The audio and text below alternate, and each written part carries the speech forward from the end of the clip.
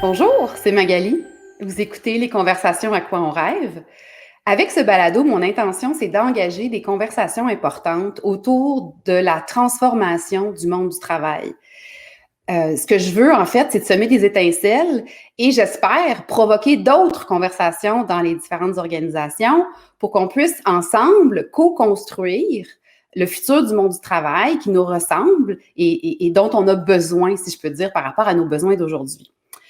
Et je maintiens que d'après moi, la façon d'engendrer des changements durables, c'est en engageant les conversations avec les parties prenantes concernées, parce qu'il faut d'abord s'écouter, il faut se comprendre pour après ça être capable de s'allier, de faire alliance et ensemble avancer vers un nouvel objectif.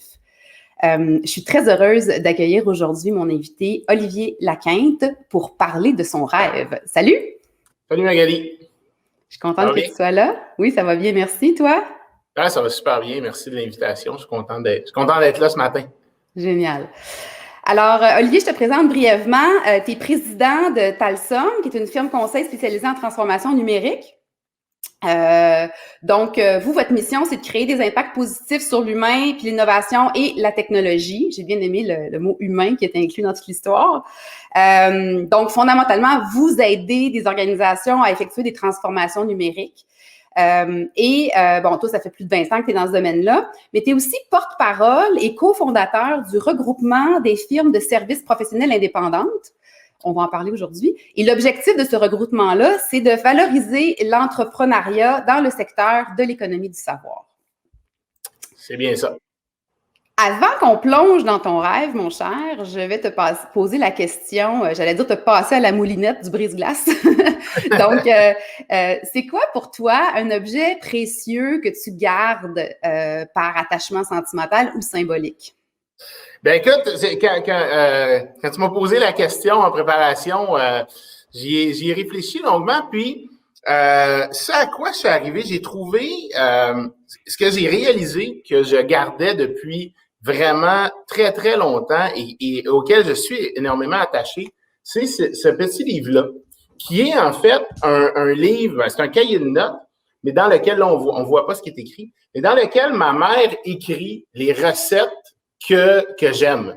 Et donc, et elle le fait depuis des années, en fait, depuis que je suis parti en appartement. Je ne sais pas ça fait combien de temps, parce que déjà, tu as dit que ça faisait 20 ans, déjà, ça me rajeunit.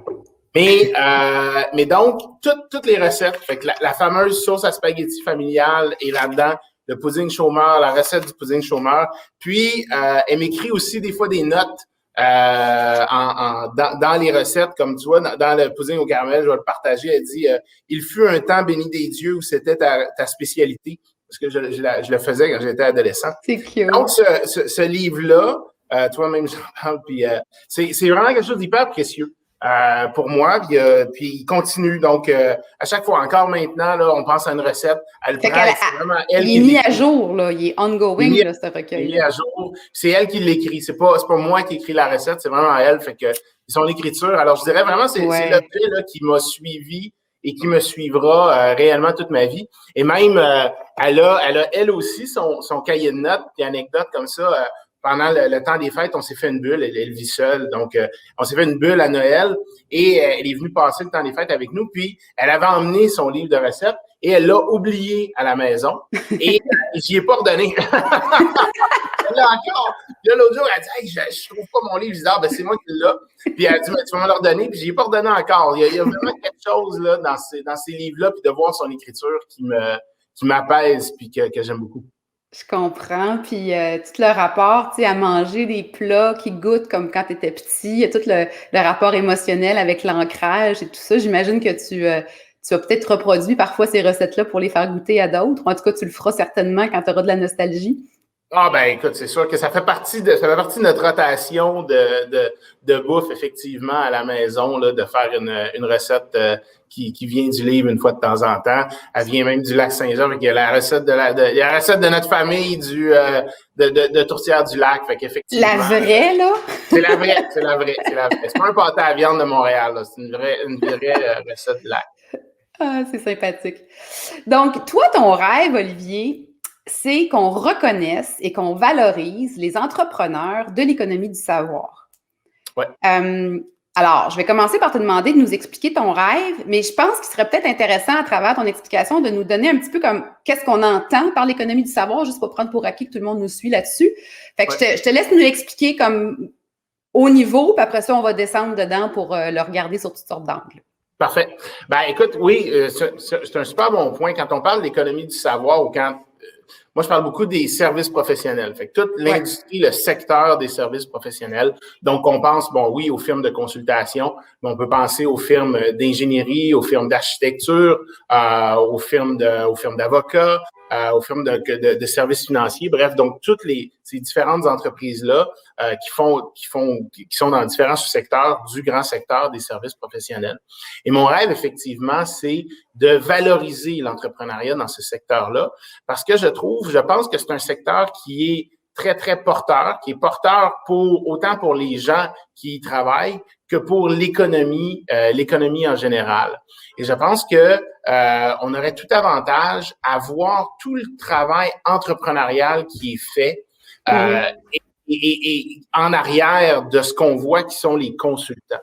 Ouais, mais parle-moi en plus parce que, tu sais, quand on n'est pas dans l'industrie de l'intérieur, je suis pas sûre que c'est évident de comprendre pourquoi comme, c'est comme si tu sous-entends qu'on voit pas tant l'entrepreneur, qu'on a plus tendance à voir la façade du consultant, comme, c'est quoi les faits de ton point de vue par rapport à cette espèce de non-valorisation, non-reconnaissance? Ben, les faits les faits, on les voit beaucoup dans l'aide, en fait, qui est donnée aux entrepreneurs qui cherchent à développer ces entreprises-là. Donc, il n'y a pas beaucoup, souvent, on va voir dans les différents programmes qui sont mis de l'avant par les gouvernements, ben que les entreprises de services sont exclues d'emblée de différents programmes, notamment les programmes d'aide à l'exportation, puis aussi finalement d'autres types d'aide.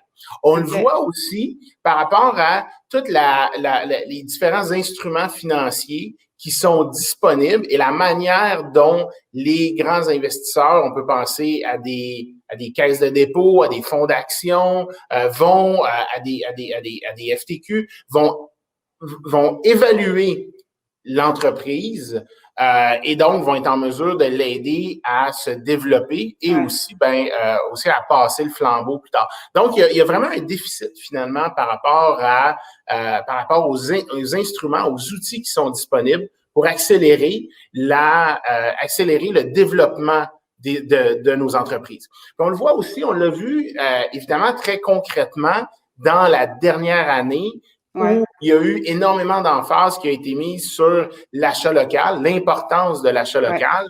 Et au départ, justement, tout le volet achat local dans le contexte des services professionnels n'était pas présent. Ça faisait pas partie de la conversation, effectivement. Ça faisait pas partie.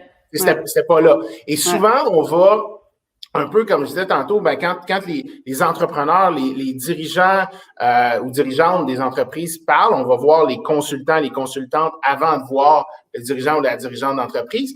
Mais quand on parle justement d'achat local, il y a un gros flou qui existe entre un emploi québécois et une entreprise québécoise.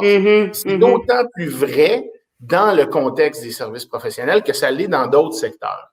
Ouais.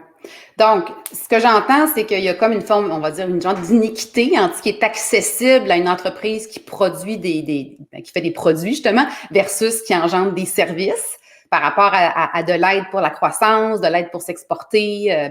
Donc, il y a pas les mêmes ressources. Après, tu dis que aussi dans la dernière année, on a beaucoup parlé d'achat local, mais sans ajouter dans la conversation ces fameux services professionnels-là qui aussi font éventuellement partie de l'achat local. Puis j'aime beaucoup ta nuance entre un emploi québécois versus une entreprise québécoise.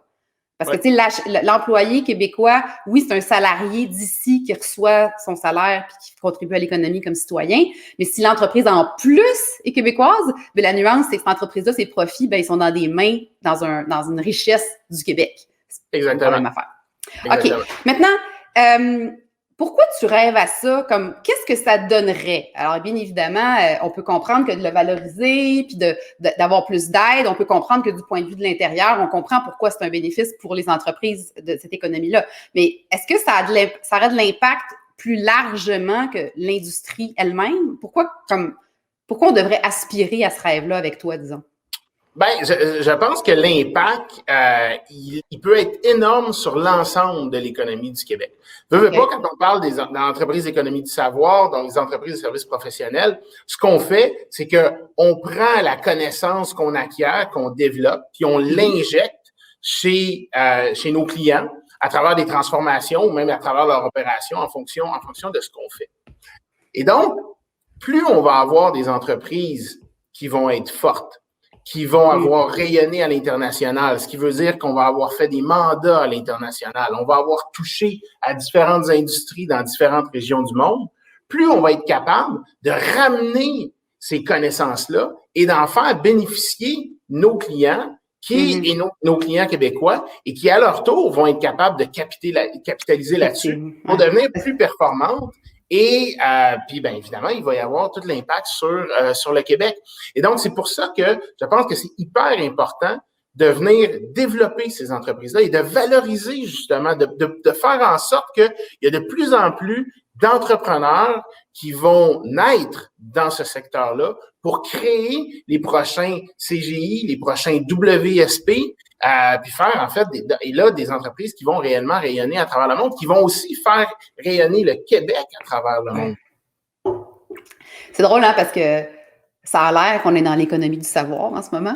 Alors, il y a comme une dichotomie de ne pas la valoriser, comme tu le dis. Puis ce que j'entends aussi dans ce que tu dis, qui m'apparaît vraiment important de souligner avec du fluo, c'est qu'on parle aussi comme de cultiver l'expertise, cultiver les cerveaux d'ici, qui après ça engendrent une cascade, parce que plus on a des gens qui ont de l'expertise ici, ben plus c'est une richesse là, au-delà de l'aspect financier. L'aspect financier, c'est une richesse d'avoir des expertises pointues et des expertises qui sont dominantes.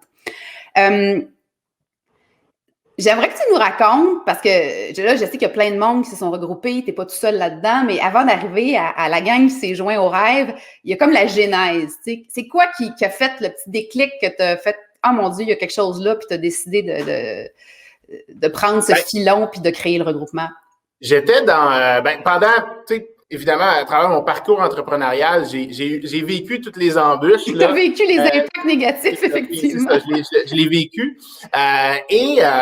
Mais il y a, en novembre 2019, ça paraît tellement loin, novembre 2019, j'étais dans une conférence, puis j'ai eu la chance de croiser Andrew Molson, qui est à la tête de Avenir Global, qui est donc de National Relations publiques. Et Andrew parlait à ce moment-là de l'admiration, en fait, qu'il avait envers les entreprises de services, à la McKinsey, si on veut, qui ont duré, qui existent depuis une centaine d'années et qui ont réussi à survivre à leurs fondateurs et à continuer de croître. Et donc, puis, il racontait comment est-ce que c'est difficile dans un contexte de service professionnel de faire survivre l'entreprise à son fondateur ou à sa fondatrice, non pas juste à cause des volets financiers, mais à cause du volet culturel, justement. Étant donné qu'il y a de l'intangible, c'est difficile de faire passer une culture à travers les âges. Donc, il parlait de ça.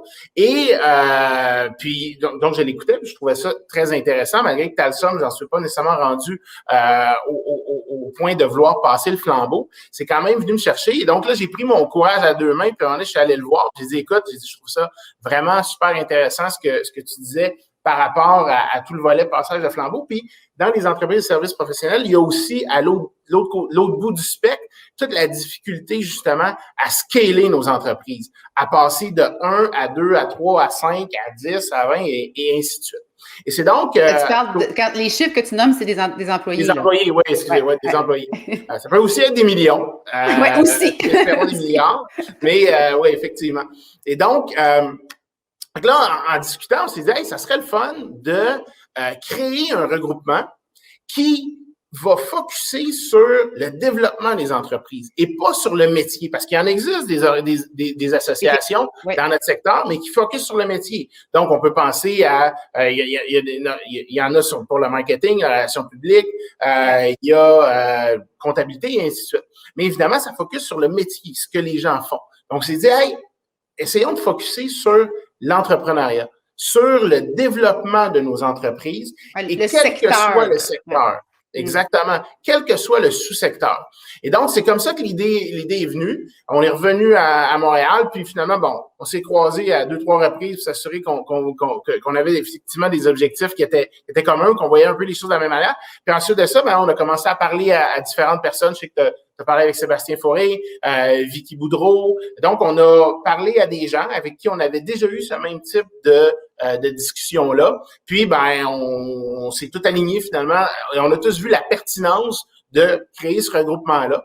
Maintenant, en novembre 2019, mars 2020, où la pandémie est arrivée, il y a un claquement de doigts. Et, ben, je parlais tantôt justement de tout le volet achat local, tous les différents programmes de support qui ont été mis en place pour les organisations. Et on a vu au départ que justement, le volet et le secteur des services professionnels était un peu absent du discours. On s'est dit, oh, là, il y a une opportunité parce qu'il y a des entreprises qui ont eu énormément de difficultés. Donc, il y a une opportunité là à se faire entendre. Et la crise a réellement agi comme accélérateur au regroupement. C'est comme ça qu'on est passé de quelques firmes, 3, 4, 5, 6 personnes qui se parlaient au début mars, à 250 au mois de juin, et dans un réel regroupement, c'est-à-dire que c'est vraiment, évidemment, il n'y a pas de permanence, c'est chacun met l'épaule à la roue pour faire avancer les choses. Puis il y a un réel engouement, je pense qu'on a réussi un réel mouvement qu'on a réussi à créer depuis. C'est le fun de savoir qu'un moment de crise comme ça a comme créé on serre les coudes ensemble puis on se met tout de suite, on se met d'autant plus en action. Tu sais, ça s'est transformé un peu comme en opportunité finalement. Ouais. Mais là, le regroupement, il pose des actions, il sensibilise des gens. Mais là, moi, je vais te demander justement par rapport à ça, c'est qui devrait se soucier de ça? Là? Maintenant qu'on a mis le sujet sur la table, on comprend qu'il y a des bénéfices pour pas juste les organisations, mais aussi pour le Québec tout entier, la société. Fait que c'est la responsabilité de qui? Puis comme quand vous faites de la sensibilisation puis que vous attendez que les choses bougent, c'est qui vos interlocuteurs? C'est qui les acteurs dans ça? Là? En fait, c'est sûr qu'il y a différentes parties prenantes. Évidemment, il y a le gouvernement. Donc, le gouvernement est un interlocuteur avec qui on discute. Ouais. Et puis avec qui on a eu des super belles discussions, autant au niveau politique qu'au niveau administratif. Pour se faire connaître, puis pas dans un esprit revendicateur ou dans un esprit protectionniste. Je pense que ça, c'est vraiment super important.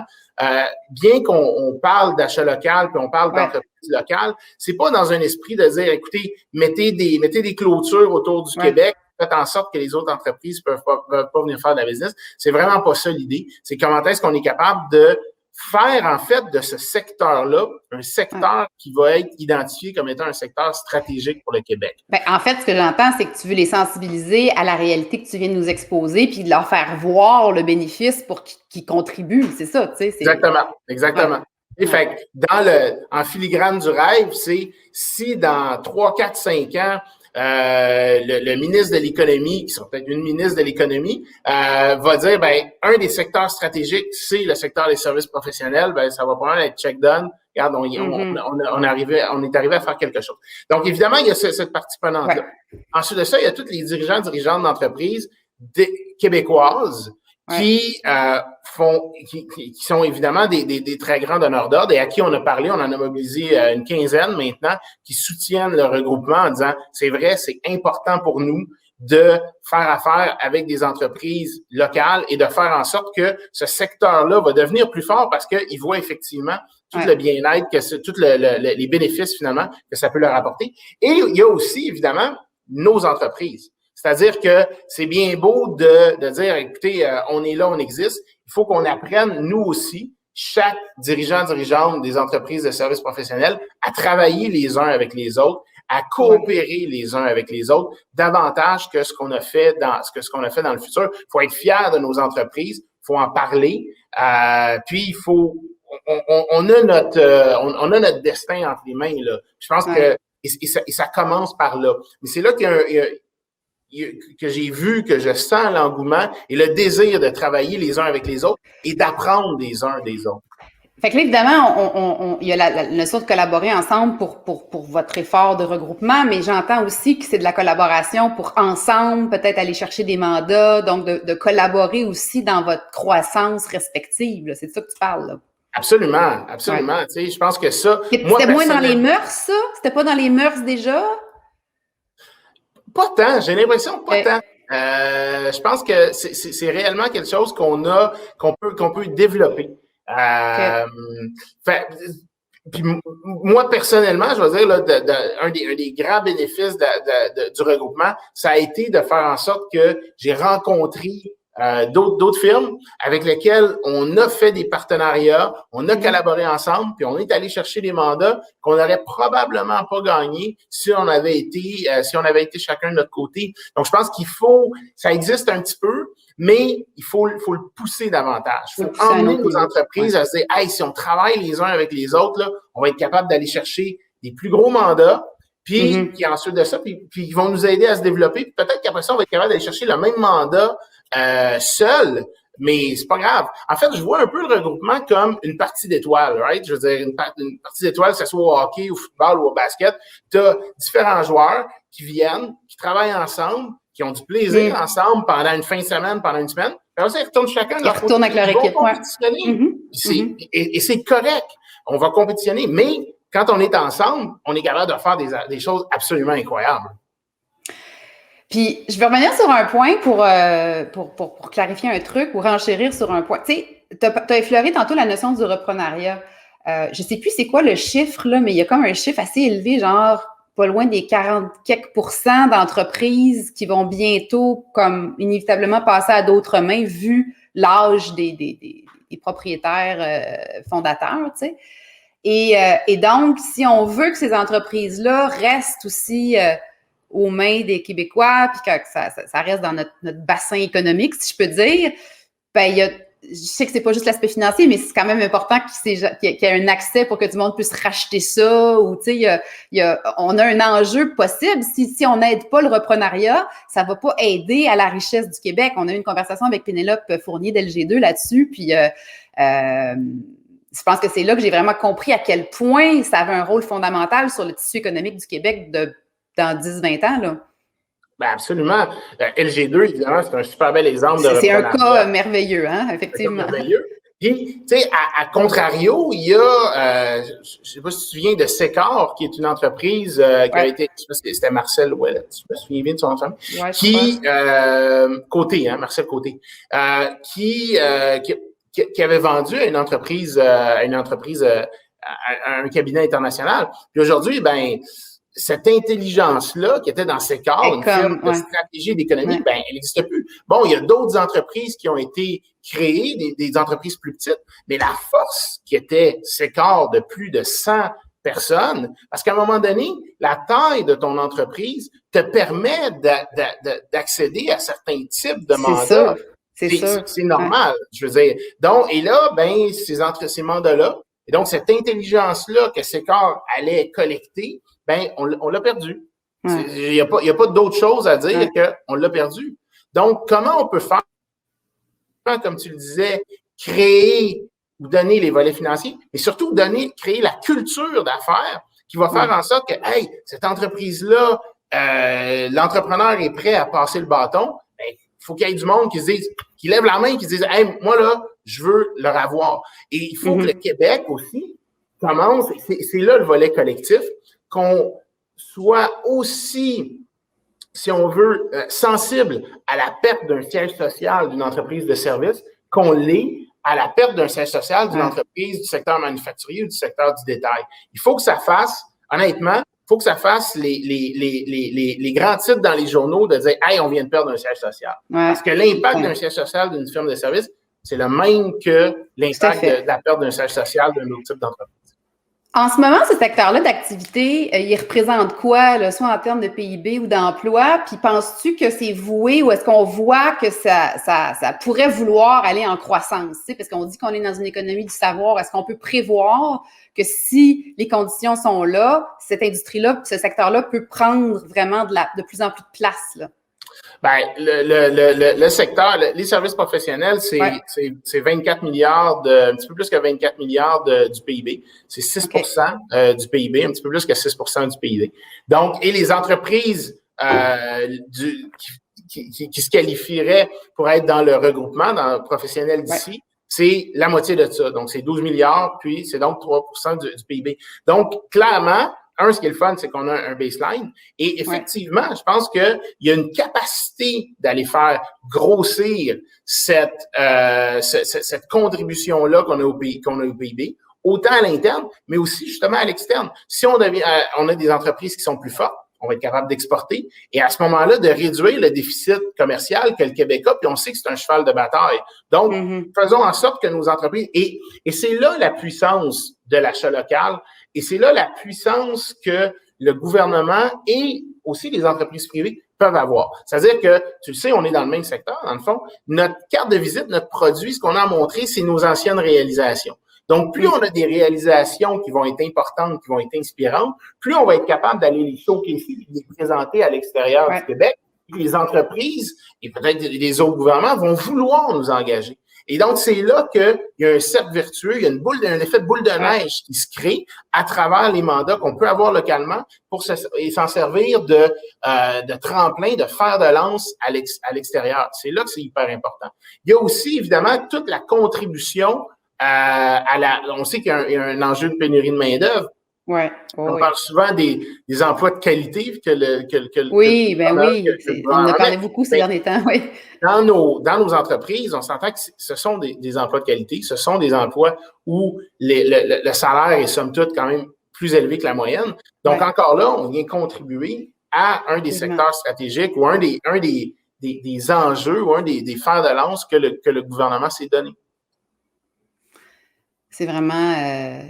En fait, c'est drôle comment tout ce que tu nous racontes là, pour moi, c'est comme, je t'écoute, puis c'est comme ça coule de source, mais en même temps, j'avais pas la conscience de tous les aspects que tu amènes sur la table. Fait que je pense que c'est important qu'on en parle, puis tant mieux si là, le regroupement est là, puis qu'il y a plusieurs voix, puis là, vous êtes capable de vous mettre ensemble pour pouvoir comme propager ces messages-là qui sont, à mon avis, d'intérêt public, là, effectivement. Toi, dans ton rôle, parce que bon, tu n'es pas juste le porte-parole puis le fondateur du regroupement, tu es aussi président d'une entreprise. Est-ce que les entreprises de l'industrie du service, comme la tienne et les autres, ont aussi un rôle à jouer individuellement? Comment on fait pour, comme, au-delà d'adhérer au regroupement, comment on fait pour valoriser notre propre secteur d'activité individuellement? Y a-t-il des actions qui doivent être faites? Y a-t-il des choses... Je pense que la collaboration, ça commence beaucoup par donc, s'ouvrir à ça, là, s'ouvrir à travailler les uns avec les autres.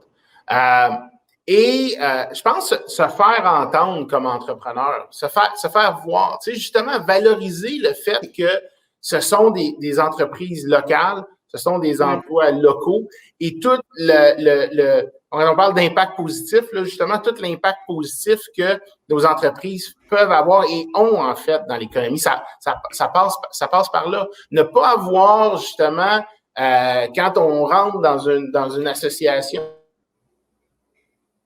d'une chambre de commerce, prendre la posture entrepreneuriale. Je pense que ça, c'est hyper important. Parlons que chaque personne parle de son parcours entrepreneurial, pas de juste de son industrie. Exactement. Je veux dire, la personne qui fait du service financier ou d'autres types de consultations, le parcours entrepreneurial, ça, c'est hyper important. Vraiment intéressant comme piste. Écoute, on arrive déjà à la fin. Il me semble que ça a comme filé, comme, comme un claquement de doigts. Écoute, moi, ce que je retiens de la conversation, c'est que, il y a clairement des impacts collatéraux importants si on va vers cette voie de la valorisation. Donc, pour l'industrie de l'économie du savoir, mais l'économie du Québec.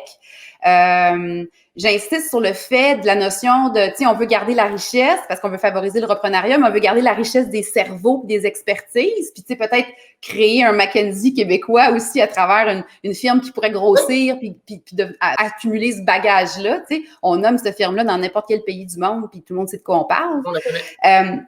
Et ce que j'entends aussi, c'est le mot-clé, que évidemment, ça passe par la communication, mais ça passe aussi d'abord et avant tout par cette notion de se regrouper, se mettre ensemble, puis faire valoir ensemble ces points de vue-là.